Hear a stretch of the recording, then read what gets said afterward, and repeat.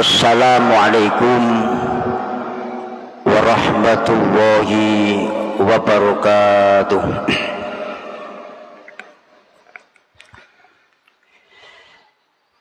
Bismillahirrahmanirrahim. Alhamdulillahi rabbil alamin.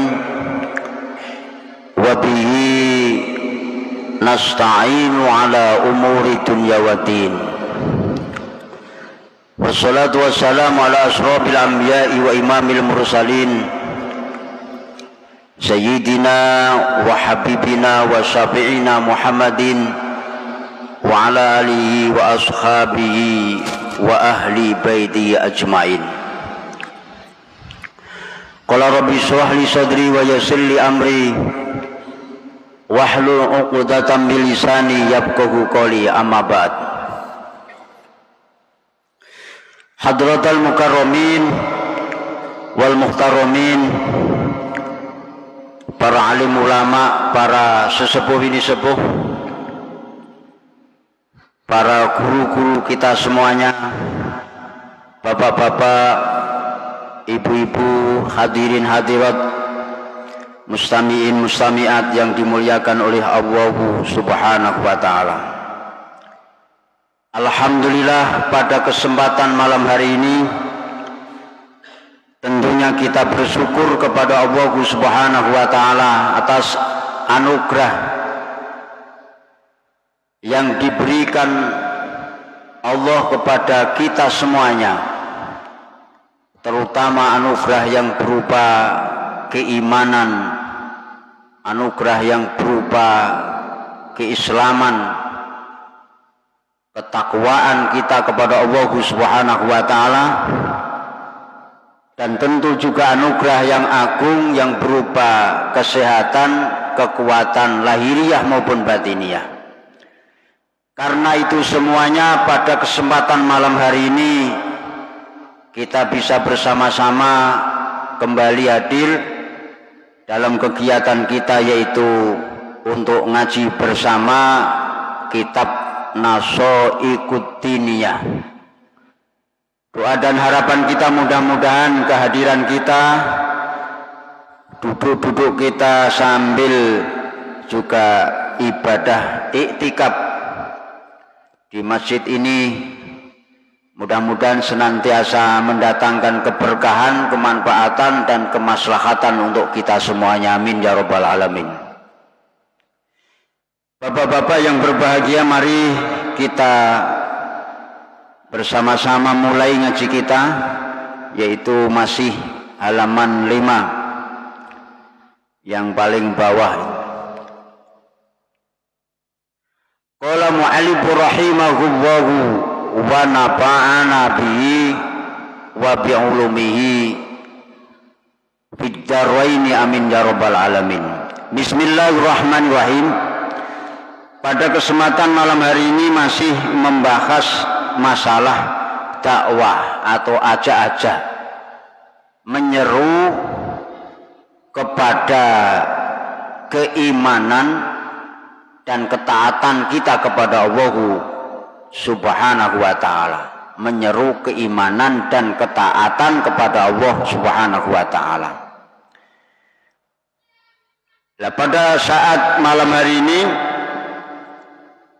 yaitu kita sampai kepada hadis yang berbunyi qala sallallahu alaihi wasallam. Qala sallallahu alaihi wasallam, baginda Rasulullah sallallahu alaihi wasallam bersabda, man da'a ilal huda kana lahu minal ajri mislu ujuri man tabi'ahu min ghairi ayang kuso min ujurihim syai'un. Hadis ini menjelaskan tentang keutamaan, termasuk tentang manfaat daripada dakwah atau ajak-ajak. Manfaatnya apa kita dakwah? Nah, ini dijelaskan oleh Rasulullah sebagai motivasi seorang dai, ini bunyinya seperti ini. Man da'a ila huda, barang siapa yang ngajak atau menyeru ila huda, kepada petunjuk, kepada kebaikan, kana lahu minal ajri, maka baginya mendapat pahala mislu ujuri man tabi'ahu, seperti pahala-pahalanya orang yang mengikutinya, min wairi ayang kuso min ujurihim syai'un, tanpa mengurangi sedikit pun pahala-pahala mereka yang mengikuti itu. Jadi dakwah atau aja-aja ini luar biasa pahalanya. Kalau kita mengajak orang satu, punya pengikut satu, pengikutnya kemudian melakukan apa yang kita ajak, apa yang kita seru, maka orang yang ajak mendapatkan pahala seperti perbuatan, pahalanya perbuatan yang telah dilakukan oleh orang yang mengikuti itu. Nah, kemudian apakah kita punya posisi atau punya perbuatan pas untuk mengajak orang itu, apakah kita itu punya kewajiban gitu? Tentunya punya. Jadi setiap muslim itu punya kewajiban untuk mengajak yang lain kepada petunjuk maupun kebenaran sesuai dengan kapasitas masing-masing. Ini di dalam Al-Quran dijelaskan, ku angpusakum wa ahlikum naro, jagalah dirimu, wa ahlikum dan ahlimu berarti keluargamu, dari api neraka. Kemudian juga dipertegas lagi oleh baginda Rasulullah Shallallahu Alaihi Wasallam, balighu ani walau bi ayatin, sampaikan dariku walaupun satu ayat. Ini artinya motivasi bagi kita semuanya agar supaya kita punya semangat untuk mengajak orang lain agar supaya sama-sama bisa melakukan ketaatan kepada Allah Subhanahu wa ta'ala semampunya, sebisanya. Kan redaksinya kan walau bi ayatin, meskipun itu dengan satu ayat. Kalau sampean tahu, walaupun bagaimana caranya sholat, ya kan, diajarkan kepada anaknya, diajarkan kepada tetangganya dan lain sebagainya, itu merupakan kewajiban kita umat Islam. Nah, pahalanya luar biasa yang mau mengajak. Kita ngajari orang sholat, kemudian orang yang kita ajari bisa sholat. Nah, kita yang ngajari itu dapat pahala seperti pahalanya yang kita ajari itu, tanpa mengurangi pahalanya orang yang kita ajari. Itulah kehebatan, itulah kekuasaan Allah Subhanahu wa ta'ala. Kita ngajak orang agar supaya melakukan puasa, kemudian yang kita ajak melakukan puasa bulan suci Ramadan, yang ngajak dapat pahala. Selain pahalanya pribadinya yang melakukan puasa yang bersangkutan, maupun pahalanya orang yang mengikuti ajakan kita. Itulah keutamaan orang yang mau mengajak kebaikan. Nah, bagaimana kalau cuma mengajak saja tapi tidak menjalankan? Umpama ngajak sholat 5 waktu. Sholat 5 waktu itu kan wajib. Cuma ngajak, tapi yang bersangkutan yang ngajak itu tidak sholat, ya dapat pahala, tapi tetap karena meninggalkan dosa berarti meninggalkan sholat berarti dosa. Nah, apakah dosanya bisa tertutupi oleh pahala ya? Ya tidak bisa. Tentu itu tidak bisa. Oleh karena itu orang yang ngajak ya seperti tuntunan di dalam Al-Quran itu, ku angpusakum wa ahlikum naro. Harus dirinya sendiri dulu ya, memulainya. Ibda binafsik, mulailah dari dirimu sendiri.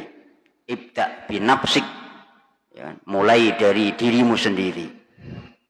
Baru kita mengajak kepada orang lain.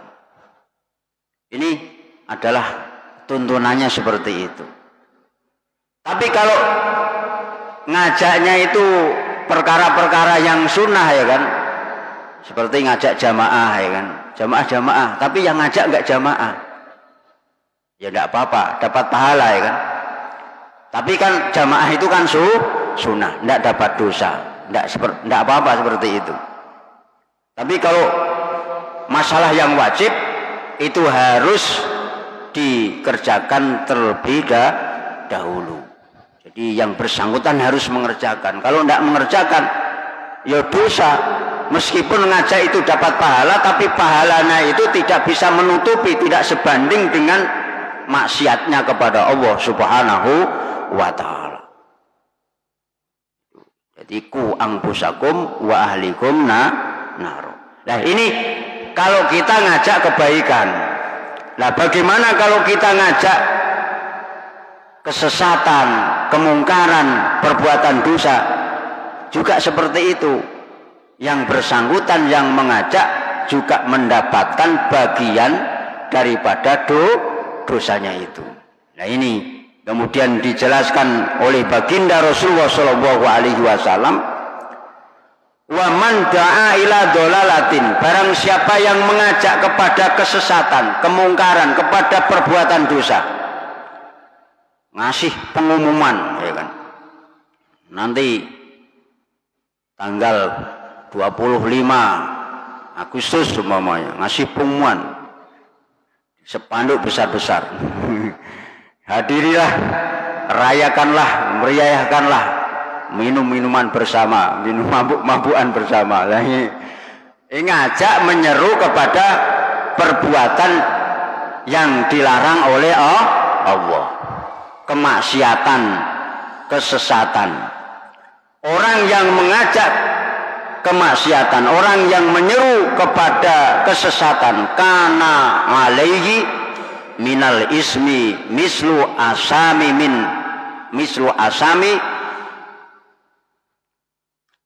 tabi'ahu min ghairu asamihim syai'un.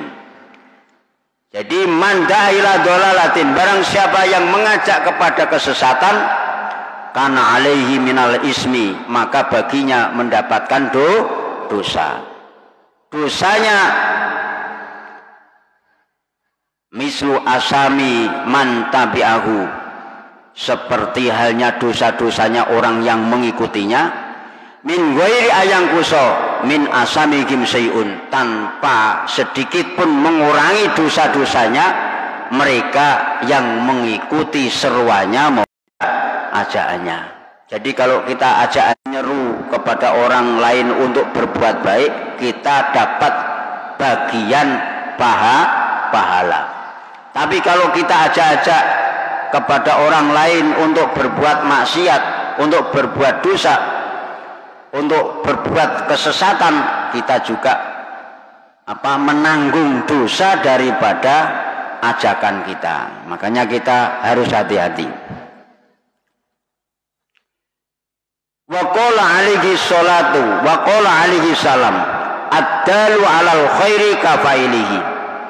Jadi orang yang menunjukkan alal khairi, kepada kebaikan ya kan, kafailihi itu sama dengan orang yang mengerjakan kebaikan itu.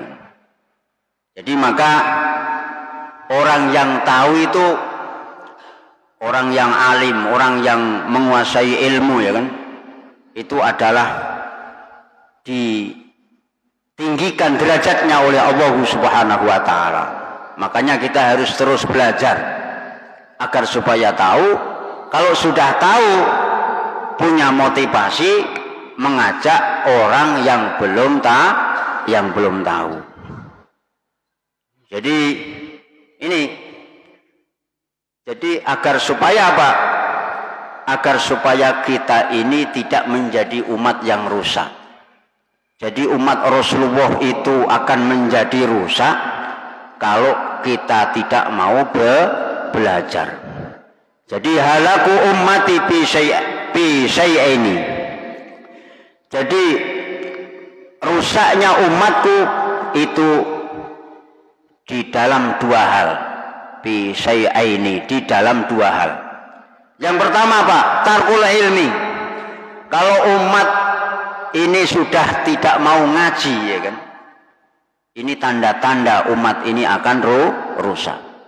Nggak mau ngaji, nggak mau mendengarkan pengajian, nggak mau belajar agama. Itu tanda-tanda kerusakan umat.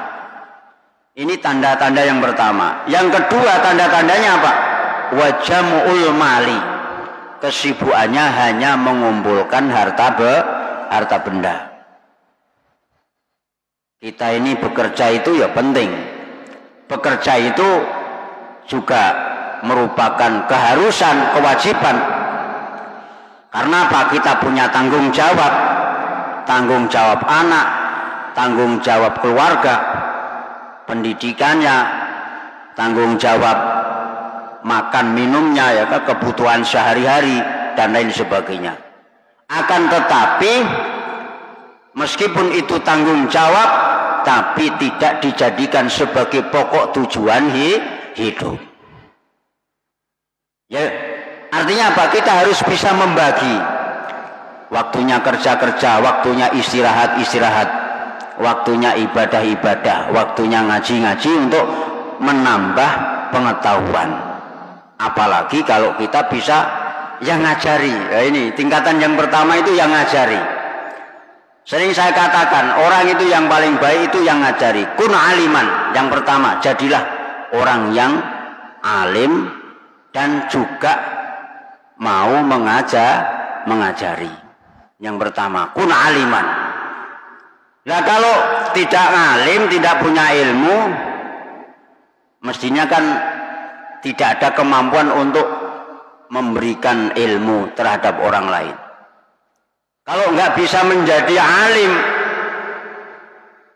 yang memanfaatkan ilmunya, ya kan, au muta'alliman, atau orang yang mau belajar. Ya seperti ini belajarnya orang-orang yang sudah umurnya udur, ya seperti ini, mendengarkan saja. Kalau anak-anak itu di bangku sekolahan dengan hafalan, menulis dan lain sebagainya. Kalau kita ya mendengarkan nasihat-nasihat ini, karena cukup mendengarkan ini untuk obat hati, ya kan, agar supaya apa? Hati kita ini selalu konsisten, selalu baik, ya kan? Ini karena apa? Ya karena kita selalu ngaji. Jadi obatnya hati itu diantaranya apa? Berkumpul orang-orang yang soleh.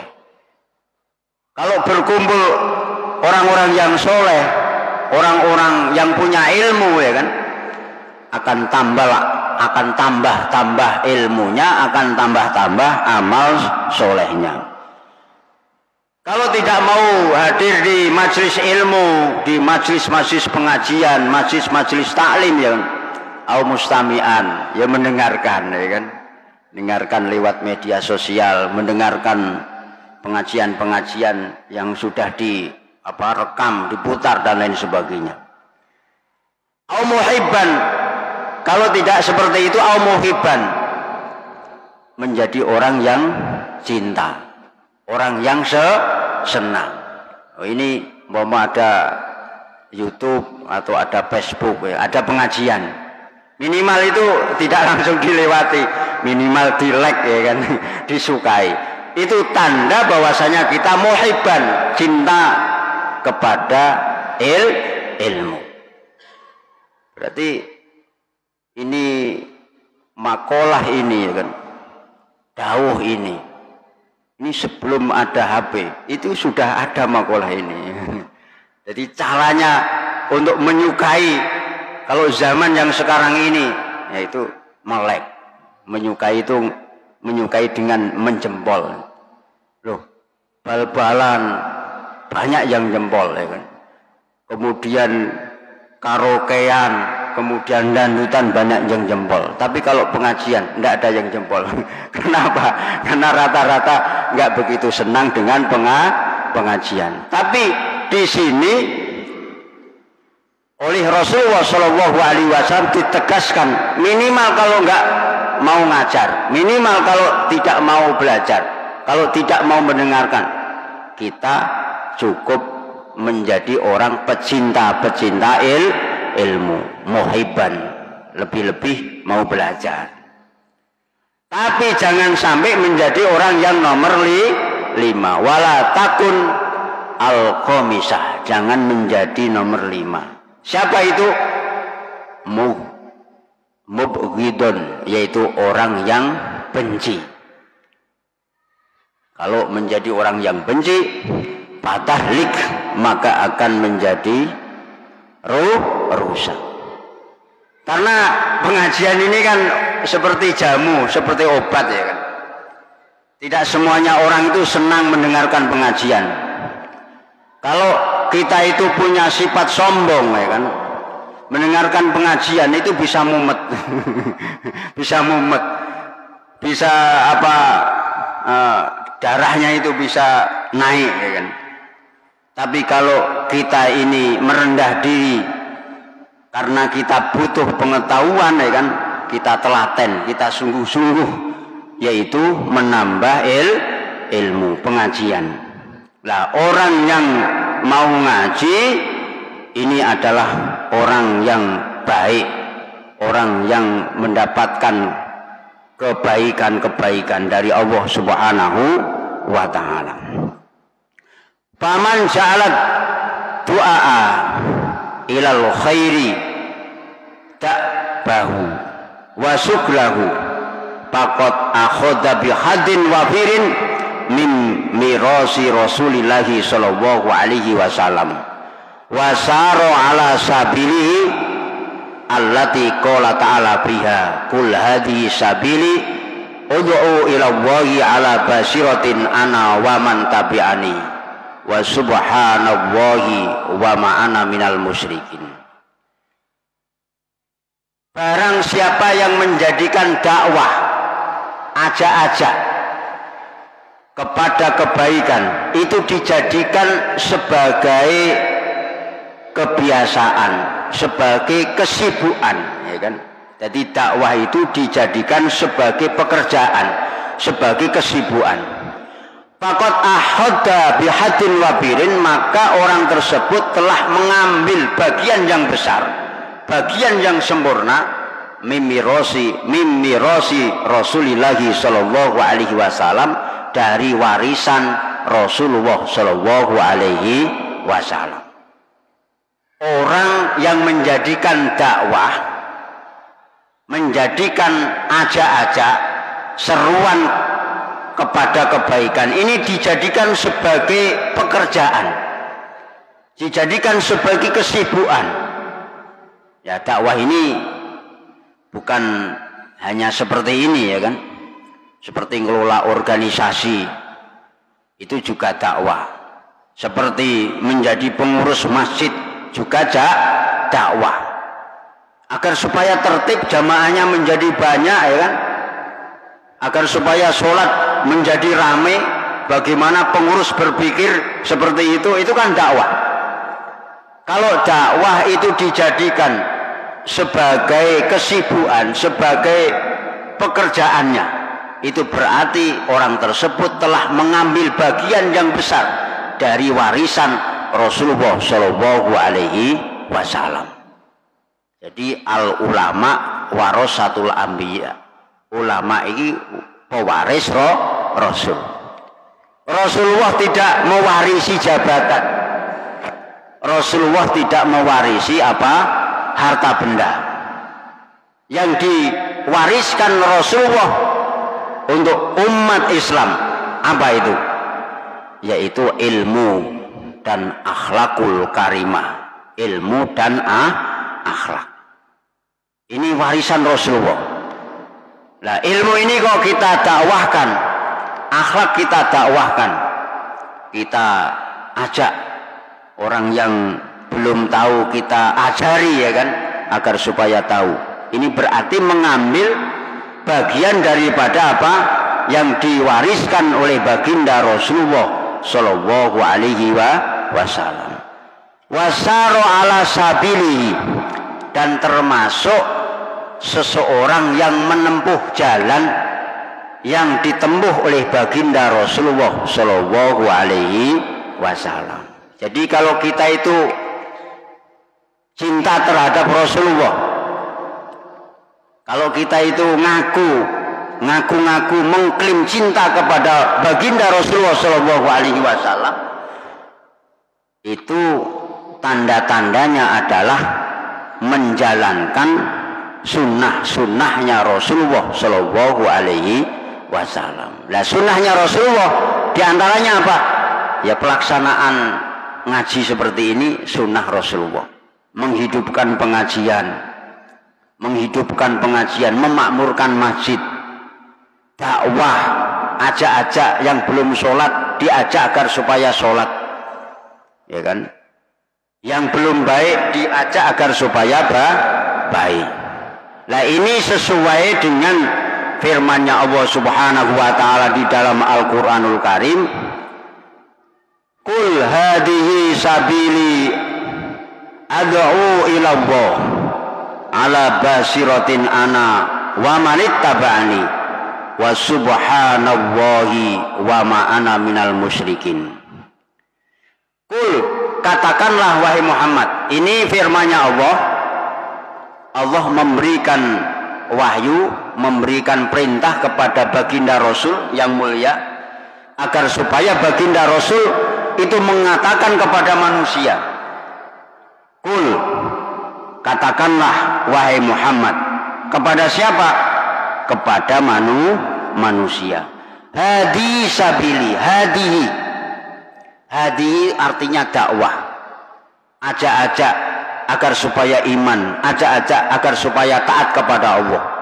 Hadihi, ajak-ajak ini, sabili adalah jalan hidupku, jalan hidup Rasulullah Shallallahu Alaihi Wasallam. Jadi dakwah itu jalan hidupnya Rasulullah, thariqahnya Rasulullah Shallallahu Alaihi Wasallam. Itu thariqah yang lurus, thariqah yang tidak ada bengkoknya, ya kan? Itu adalah ajak-ajak kepada kebaikan. Thariqah yang tidak ada samarnya, jelas, merupakan jalan yang jelas. Itu ada ajak ini. Jadi thariqah yang jelas itu yaitu dakwah. Makanya kalau santri Lirboyo ya kan, itu thariqahnya apa? Thariqahnya taklim wa muta'alim. Taklim wa apa? Taklim wa muta'alim. Jadi mengajari dan belajar dan mengajar. Itu thariqahnya seperti itu.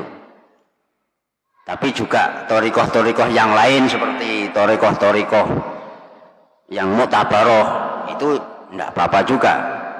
Tapi kalau pondok pesantren Lirboyo itu thariqahnya yaitu apa? Thariqahnya itu ya mengajari, belajar, ya belajar mengajar itu ya. Jadi thariqahnya seperti itu. Jadi dakwah ini termasuk thariqahnya Rasulullah. Sabili itu jalan hidup atau thariqati, yaitu thariqahnya Rasulullah Shallallahu Alaihi Wasallam. Jadi thariqah yang lurus atau thariqatun wahidatun mustaqimatun, thariqah yang lurus la iwaja biha, yang tidak ada bengkoknya, wala subhata, dan tidak ada samar-samarnya. Ini jelas. Itu thariqah apa? Dakwah. Ud'u ila Allah ala basiratin. Ud'u ila Allah, yaitu dengan mengajak terhadap manusia. Ila Allah, diajak kepada apa? Kepada ibadah dengan ikhlas kepada Allah Subhanahu wa ta'ala. Jadi ngajak manusia agar supaya beribadah kepada Allah Subhanahu wa ta'ala. Jadi ad'u ila ikhlasil ibadah lillahi ta'ala wahdah. Jadi ngajak manusia agar supaya beribadah secara ikhlas karena Allah Subhanahu wa ta'ala, dengan hanya kepada Allah Subhanahu wa ta'ala. Ini thariqahnya Rasulullah sallallahu alaihi wasallam ala basiratin. Ngajaknya itu dengan seperti apa? Ala basiratin, dengan mata hati, dengan sukarela, ala basiratin, dengan mau'idhah hasanah, ya kan? Atau dengan hujah yang kuat. Itulah Rasulullah sallallahu alaihi wasallam. Jadi ngajak itu ala basiratin. Basiratin itu mata hati. Mata hati. Jadi hati ini punya mata yang bisa melihat. Jadi basirah itu penglihatan, tapi penglihatan hati. Itu basirah. Kalau ro'a itu melihat, itu mata yang melihat. Jadi bahasa Arab itu lain-lain. Kalau bahasa roh itu melihat, tapi melihat dengan mata hati. Kalau ro'a itu melihat, tapi dengan melihat dengan mata kepala. Nah ini. Jadi dakwah itu ala basiratin, dengan basirah, dengan mata hati. Artinya apa? Dengan sukarela, dengan kehati-hatian. Karena mata hati itu kan kehati-hatian, karena hati itu bisa membedakan antara yang hak yang batil, itu bisa. Makanya ala basiratin itu dengan kehati-hatian. Kalau memang itu baik, ya jalan. Kalau tidak, caranya tidak baik, itu berhenti. Ala basiratin, dengan hati-hati. Atau bisa dikatakan dengan cara apa? Bihujjatin wadihatin, yaitu dengan hujah yang jelas. Jadi dengan hujah yang jelas atau dengan mata hati yang cerdas, ya kan? Itu caranya dakwah seperti itu. Karena apa? Seperti yang saya katakan kemarin itu, karena kita menghadapi orang banyak. Ada yang umum, ada yang khusus, ada yang menentang dan lain sebagainya. Makanya harus ala basiratin, dengan kecerdasan hati, dengan wadihatin, hujatin wadihatin, dengan hujah-hujah yang jelas. Itulah caranya baginda Rasulullah Shallallahu Alaihi Wasallam beserta umat-umatnya, ya, beserta pengikut-pengikutnya. Itu cara mengajaknya seperti itu. Waman tabi'ani, ana waman tabi'ani, saya dan orang-orang yang mengikutiku. Itu caranya seperti itu. Jadi baginda Rasulullah Shallallahu Alaihi Wasallam bersama sahabat, bersama para pengikutnya, itu dijadikan dakwah sebagai thariqahnya, sebagai jalan hidupnya.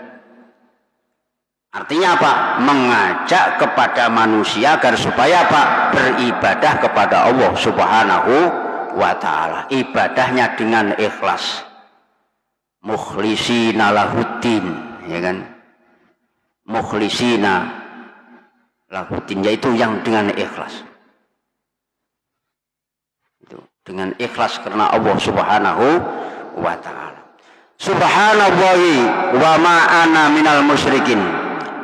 Maha suci Allah, wa ma ana minal musyrikin. Saya tidak termasuk, kita semuanya tidak termasuk orang-orang yang menyekutukan Allah. Kemudian selanjutnya, falam yakun suhluhu alaihi salam fi jami'i awqatihi ghairul da'wati ila Allahi bi qawlihi wa fi'lihi.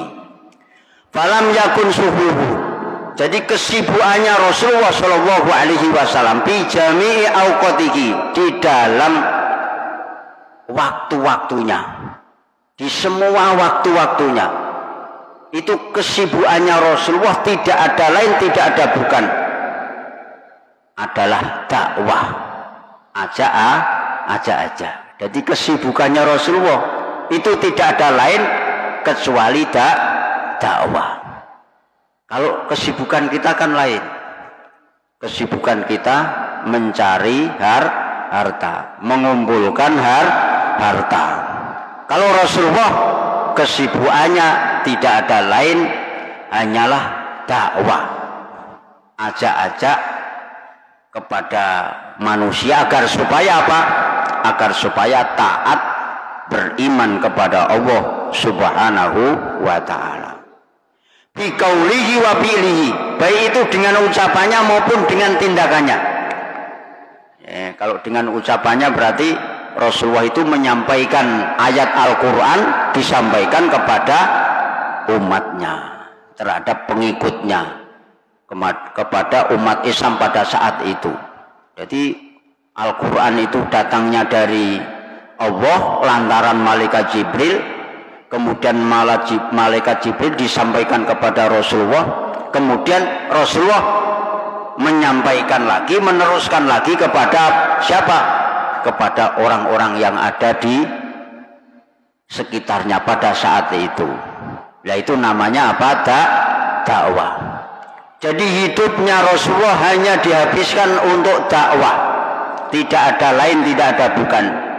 Waktu-waktunya hanya disibukkan untuk dakwah, baik itu dengan ucapan maupun dengan tindakan. Tujuannya dakwah. Kalau kita, ya kan, lain, kadang-kadang sibuk dakwah tapi tujuannya lain. Kalau Rasulullah hidupnya tujuannya itu dakwah. Karena tujuannya dakwah, hartanya untuk dakwah, tenaganya untuk dakwah, pemikirannya untuk dakwah. Tapi kebalikan dengan zaman sekarang, dakwah dijadikan sebagai sarana ladang untuk mencari rizki. Itu kebalikan. Kalau Rasulullah enggak, ini kebalikannya. Tapi mudah-mudahan tidak, ya kan? Ya, mudah-mudahan tidak seperti itu. Tapi akhir-akhir zaman ini itu kan sudah terjadi di mana-mana, ya kan? Jadi hari-harinya Rasulullah Shallallahu Alaihi Wasallam tidak ada lain, tidak ada bukan, kesibukannya adalah untuk dakwah, ngajak kepada umat agar supaya beriman dan taat kepada Allah Subhanahu wa ta'ala. Walidhalika ba'asahu Allahu wa bidzalika amarahu. Karena Rasulullah hari-harinya disibukkan dengan dakwah, mengajak umat agar supaya taat iman kepada Allah, maka Rasulullah diutus oleh Allah Subhanahu wa ta'ala. Karena itu Rasulullah diutus oleh Allah. Karena itu Rasulullah diperintah, mendapatkan perintah oleh Allah Subhanahu wa ta'ala. Kama qala ta'ala, qul innama umirtu an a'budallaha wa la usyrika bihi ilaihi ad'u wa ilaihi ma'ab. Ini seperti yang difirmankan oleh Allah. Sungguh aku ini diperintah agar supaya menyembah Allah dan tidak menyekutukan Allah. Ilaihi ad'u, kepada Allah aku diperintah untuk apa? Dakwah. Ilaihi ad'u, ilaihi kepada Allah ad'u, aku diperintah untuk dakwah. Wa ilaihi ma'ab, dan kepada Allah aku nanti kembali. Wa ilaihi ma'ab, dan kepada Allah tempat kembali. Oleh karena itu, karena dakwah adalah merupakan sesuatu perbuatan yang termasuk mengambil warisan daripada baginda Rasulullah Shallallahu Alaihi Wasallam. Dakwah adalah merupakan jalan hidup Rasul, thariqahnya Rasul. Maka fa'aqrabun nasi min Rasulillah, ini perlu kita dengarkan, perlu kita perhatikan bahwasanya lebih dekat-dekatnya manusia, dekat min Rasulillah, dari baginda Rasulullah Shallallahu Alaihi Wasallam, wa aulahum, dan lebih menghakinya nas bihi dengan Rasulullah fid dunya wal akhirah, di dunia dan akhirat, rasuhum, yaitu orang yang lebih giat-giatnya manusia, malah hadal amri, yaitu pada masalah dakwah. Jadi lebih dekat-dekatnya manusia dengan Rasulullah, lebih cinta-cintanya manusia dengan Rasulullah, atau lebih ngehakinya manusia dengan Rasulullah di dunia maupun di akhirat, yaitu orang yang lebih giat, lebih semangatnya manusia di dalam dakwah, di dalam ajak-ajak amar ma'ruf nahi anil mungkar. Wa aksaruhum syukran bihi, dan lebih banyak-banyaknya manusia dalam kesibukannya di dalam apa? Dakwah. Wa aksaruhum syukran bihi, dan lebih banyak-banyaknya sibuknya manusia dalam dakwah, ajak-ajak amar ma'ruf nahi anil mungkar. Wa atammuhum dukhulan bihi, dan lebih sempurna-sempurnanya manusia masuk di dalam urusan dakwah. Nah, ini orang yang lebih cinta kepada Rasulullah, lebih dekat dengan Rasulullah, yaitu orang yang lebih giat di dalam urusan dakwah. Orang yang lebih banyak sibuknya dalam urusan dakwah, orang yang masuk urusannya di dalam urusan dakwah. Jadi tidak ada salahnya kalau kita menjadi pengurus masjid, tidak ada salahnya menjadi pengurus ormas. Alah, jadi ngurus ormas itu tidak ada gajinya, itu tidak ada salahnya. Karena apa?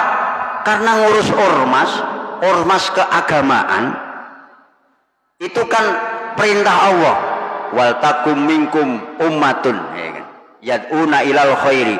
Jadi ormas keagamaan yang posisinya atau visi misinya adalah untuk dakwah, berarti tidak ada salahnya kita itu masuk ke dalam kepengurusan ormas, kepengurusan apa? Masjid. Karena di situ adalah dakwah. Nah, ini perintah agama, termasuk orang yang lebih cinta kepada Rasulullah, termasuk orang-orang yang apa?